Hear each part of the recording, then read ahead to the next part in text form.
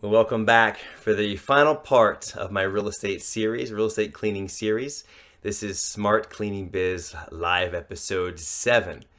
So, what do you think? See? This is my professional shirts. I bought these in my first year before I even had a logo. And sometimes I use these as just a way to look more the part, to look very professional when I go speak to a realtor, do a presentation, something like that. I think it's very good coming from my corporate background.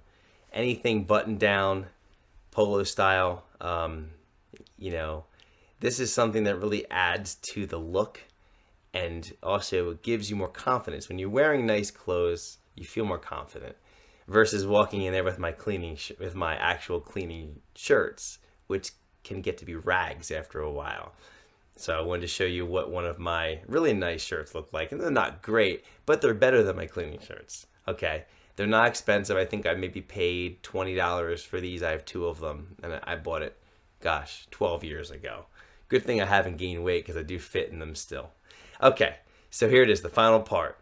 I want to share with you now how the sale is made. Okay, the final part. I'm going to talk about the sale-ready cleaning.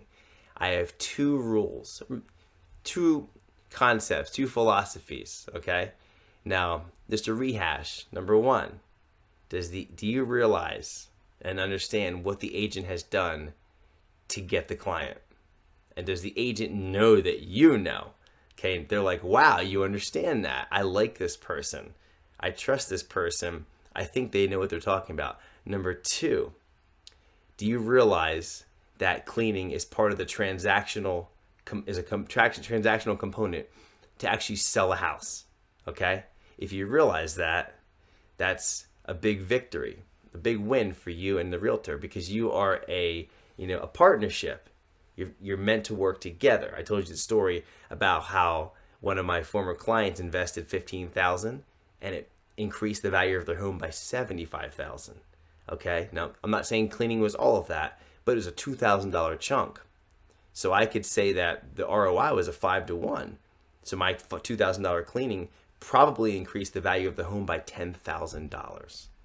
It's a big deal, because of the way the pictures come out once they're cleaned. It's all about the pictures. Because think about it. What do you see when you log on to a realtor's website? You look at an agent, you look at their listings, you see the pictures. What sets the pictures apart? Okay. So now let's move into part 3. When I'm talking about a sale-ready cleaning, someone says, yes, we're moving in, we want to sell our home. If I'm talking with the client or the realtor, I'm going to start with the realtor. When I speak to the realtor, I educate them. Let me tell you about my business. Let me tell you why I'm in business, what I do. Here's my background. Here's my philosophy. Now I share the philosophy. Remember 1, 2, understand that the realtor worked hard. Number 2, I understand that the cleaning and the cleaner and the realtor need to work together. I explain that to them first so they understand that I get it. Okay? And number 3, then I tell them my philosophy. And I tell them, just like that plumber, Mr. and Mrs. Realtor, I have been working with stagers and realtors for 12 years. And I have learned a lot from them. And I understand, and I'm also an artist by background. I understand the rule of first impression. I understand which things in the house need to be cleaned amazing and which things you can kind of gloss over and which things you can skip. I call them priority 1, priority 2, and priority 3. I explain my philosophy. Now, I'm not going to go into the details of this. Again, that's something that I go into the nuts and bolts of in a future course and coaching that I do. But essentially, I can tell you this, is that think about when a client is looking at the house, what is the most important things that they see? What is the first impression that they see? Does it look spectacularly clean? Or is it dirty? Or is it kind of in the middle?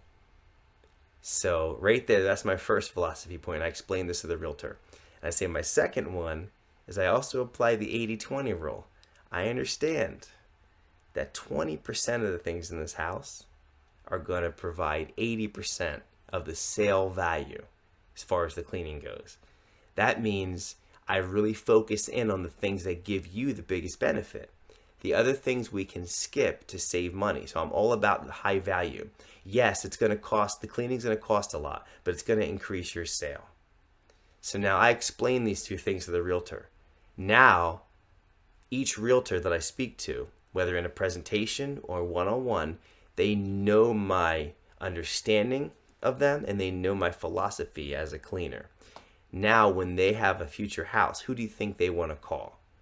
They've got probably someone that's maybe a lower priced option that they can just get in and out for maybe a move out job or something that's not as important. And then they have the specialist that really helps them sell the house. So who do you think they're going to call? They might call both for different, depending on what the client they have. That's up to them to decide. We're a resource to them. But if you set yourself apart as the expensive, we won't even use expensive, we use high value specialist. Okay? If you set yourself apart as the high value specialist for that realtor, they will say, okay, do I need the Walmart guy, the Target guy, the Kohl's guy, or do I want the Nordstrom's guy? I'm not sure if Nordstrom's the best. I don't go to malls, but you get the point. So anyway, that wraps up the real estate series. There's probably still a lot to be asked, so leave your questions below. And I really hope that this does help you as you crack into the real estate market.